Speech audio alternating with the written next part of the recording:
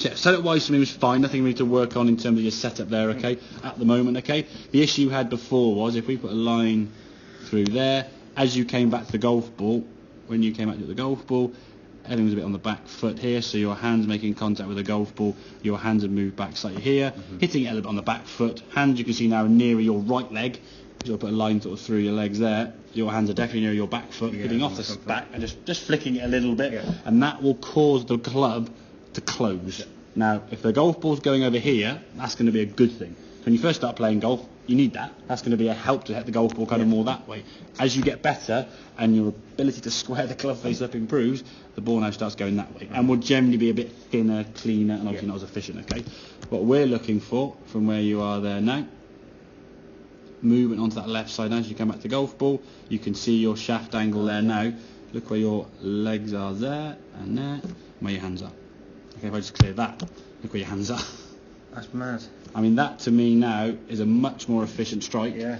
Ball's going to shoot off at a better trajectory. Club face now is going to be squared up, okay? Your hands now are kind of winning that race to the left side, whereas back here, I mean, that club face now has won that race there automatically. This one here now, it's not quite as much of an issue. The club has still won the race, but certainly not as far. Yeah. Your hands now are, I mean, that's kind of impact there. Your hands are near your left leg, as we look near the back leg. That's near your. We go next frame there, where your hands are. That's how much out it was. Your hands were a frame behind. Yeah. Which, kind of that in crazy reality, but it feels like it can have a massive impact. Oh yeah, exactly, yeah. And as you go through there now, that sort of movement through to your left side, very, very good movement, nice on your left side, okay.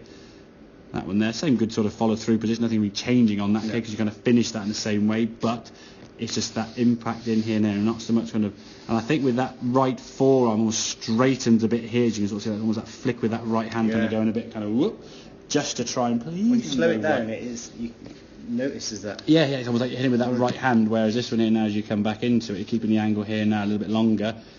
As you come into the impact here now, there's still a bit of an angle with that right wrist hitting the golf ball that way, you see. So your angle, that's how you're compressing the ball, kind of that sort of way you get a ping pong ball squeezed down, and you go boom, and it spins back loads. That's kind of what they call a compression. And they always say, if you ever go to a tour event and you watch professionals, male or female, or seniors, they've got a different sound. They sound different when they're striking the golf ball, because they're hitting the golf ball in such a different way and a much more efficient way.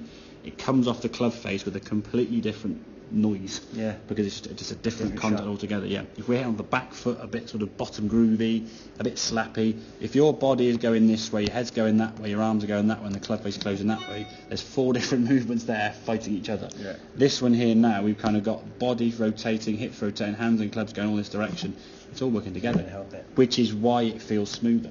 It's not slower, as some guys say. I mean, the old sort of example I always give is like the Top Gear celebs. They used to whiz around the tracks, and the Ian Wrights, Jimmy Carr's, they were like super fast looking, but then really slow in terms of the time. And you get the Formula One driver, like, dawdle around like 5-6 seconds quicker, because they're just more efficient in their sort of to control the car. But if we can get that sensation, that impact bag sort of sensation is going to be good. Like I say, the other good draw to practice when you sort of get there. Normal setup, and again, be disciplined when you do that. Don't sort of just shove the club back here.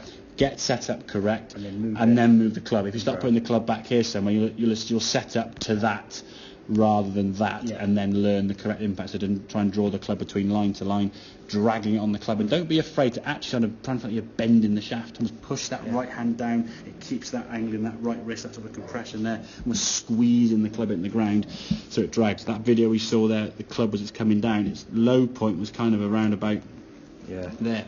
Striking the golf ball, exactly. Striking the golf ball, you saw the hosel going down into the ground, and then the club then starts coming out the other side, rising up. But on this one here now, you're kind of more that way.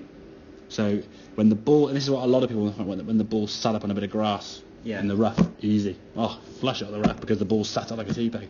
And this is in some ways why your drive was going so well, because your drive was kind of more encouraged for this movement. Now, although this is the same kind of movement and the same feeling I want to try and create, obviously with the driver, the ball's further forward and we're slightly more tilted behind the golf ball. So you create the angle it's set up, but with the same impact conditions to still be efficient. We don't be sort of trying to lean back and go flick to put your driver straighter.